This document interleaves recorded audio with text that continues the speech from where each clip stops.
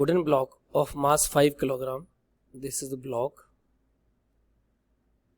and mass of the block is given to us 5 kilogram. Rest on a soft horizontal floor. This is the soft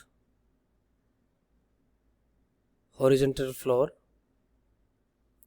When an iron cylinder of the mass 25 kilogram is placed on the top of the block, इस block के ऊपर आपने 25 kilogram का iron cylinder आपने रख दिया है. The floor yield and the block and the cylinder together go down. Block and the cylinder both together go down with the acceleration of 0.1 meter per second square. The action force of the system on the floor. ये जो floor है उस पर कितना action force आएगा. तो all of you know very well, जितना action होगा उतना ही रिएक्शन होगा. तो मान लो इन दोनों को मैं बाहर निकाल लेता हूँ.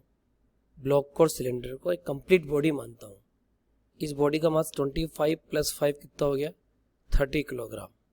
अब ये पूरा सिस्टम नीचे की तरफ एक्सेलरेट हो रहा है 0.1 मीटर पर सेकेंड स्क्वायर.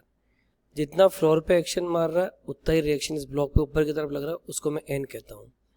तो उसका वेट नीचे की तरफ लगेगा 30 into gravity, that is 30 into g. अब net force in the downward direction is given by 30 g minus n equal to mass into acceleration, that is 30 into a, that is 0.1. तो 30 into gravity 9.8 minus n equal to 30.0.1, it is 3. So n is given by 30 into 9.8 minus 3. So n is given by 30 into 9.8 is given by 294 minus 3. So it is given by 291 Newton.